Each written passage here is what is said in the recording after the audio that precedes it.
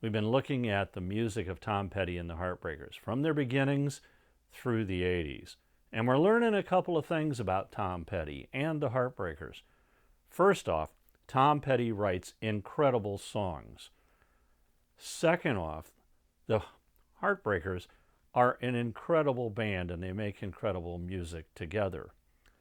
Third, they're a great live band. Fourth, they're not a bad backing band for the likes of Bob Dylan. And 5, Tom can go and join a supergroup, the Traveling Wilburys, and then decide that he's going to do a solo album, which turns out to be the best-selling album of his career at that point. Yet somehow, he keeps circling back to the Heartbreakers.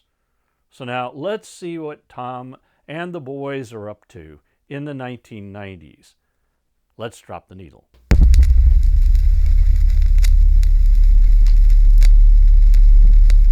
Before Tom can get the Heartbreakers back together, George Harrison calls him and says, let's do another Traveling Wilburys album.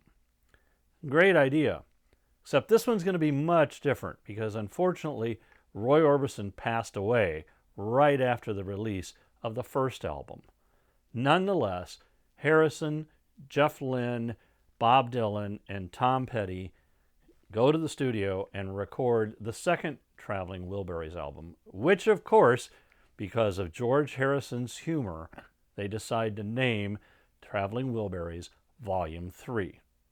But it is their second album. Tom has always said that the Traveling Wilburys talked among themselves a lot about going out on tour.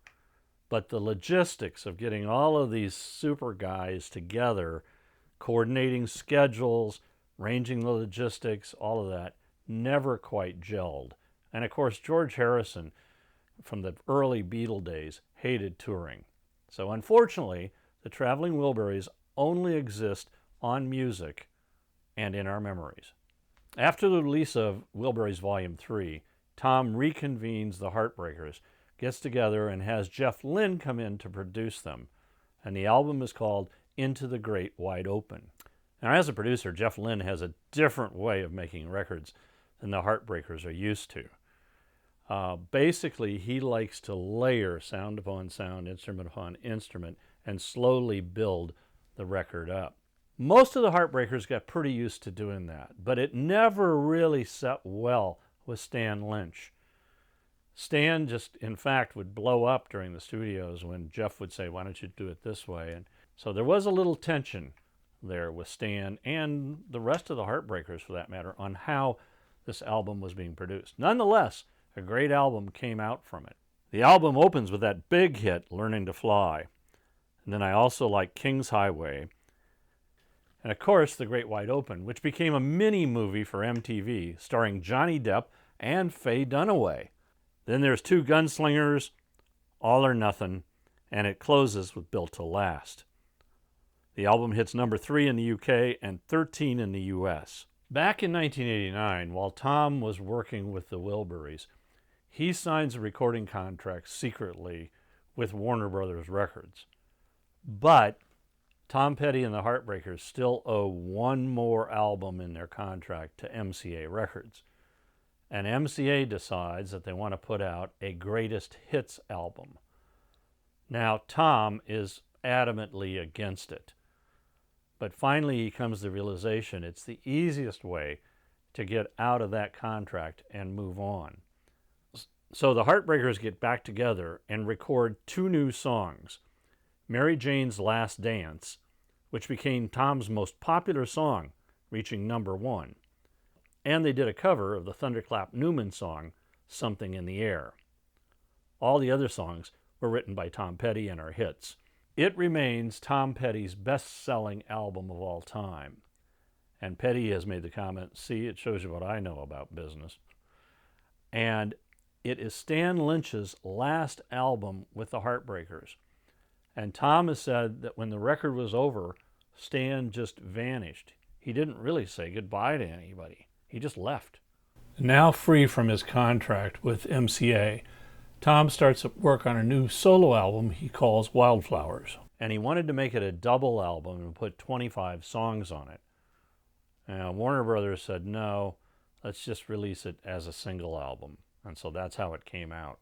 And again, all of the Heartbreakers are joining him on that, except Stan Lynch, who's missing in action.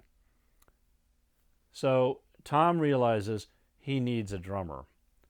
And so he starts auditioning different drummers to see who can fit in so he can get the record done. And of course, then they'll have to go on tour. Tom finally picks a drummer called Steve Ferrone. Steve had been a member of the Average White Band and had played with Chaka Khan. 4 singles were released from the album: You Don't Know How It Feels, You Wreck Me, It's Good to Be King, and A Higher Place. In addition, I also like Honeybee, Cabin Down Below, Crawling Back to You, and Wake Up Time. In fact, I love this entire album. The album reaches 36 in the UK and 8 in the US.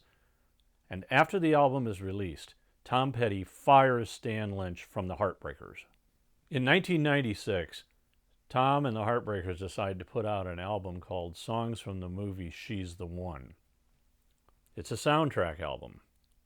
It contains a number of the discarded songs from the original Wildflowers that weren't included on that Wildflowers album. This is the only Heartbreakers record not to have an official drummer.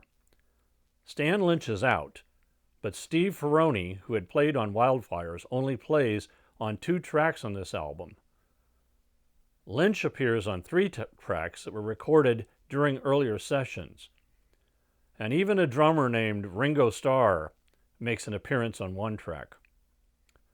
Shortly after the album is released, Ferrone becomes an official member of the Heartbreakers.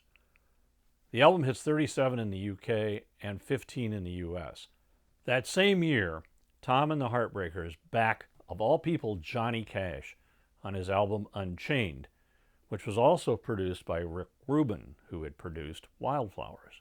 Tom ends the 1990s by releasing an album which is the last album that Rick Rubin will produce for them.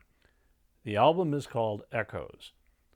And even though Howie Epstein is still a member of the band, look at the cover.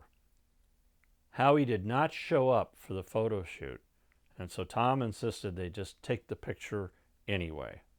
This is also the first album where Steve Ferrone is the official drummer and plays on all of the tracks. The album is kind of down. The songs are a little depressing, and part of the reason for that was that in 1996, Tom had divorced his first wife, and as a result, he was getting pretty heavily into a cocaine addiction. I like Room at the Top, Free Girl Now, Swingin', Accused of Love, and Won't Last Long. The album hits 43 in the UK and number 10 in the US. Now, as usual, I've created a Spotify playlist where you can listen to some of the songs that I've talked about in this episode. And here's the link, and I'll also put it in the comments below. So let's recap the 1990s. Tom Petty continues to be a very busy musician. With the Heartbreakers, he recorded a bunch of studio albums. Then they record with Johnny Cash. And then he makes a solo album, which is also a smash. Not bad, Mr. Petty. Not bad. Hope you've enjoyed this. In the next episode, we'll look at what happens in the next decade of Tom Petty and his music. Until then, keep it rockin'. If you liked this episode, hit the like button, and you can also leave me a comment down below, and I'll respond to you. If you subscribe, we'll let you know when future episodes come out.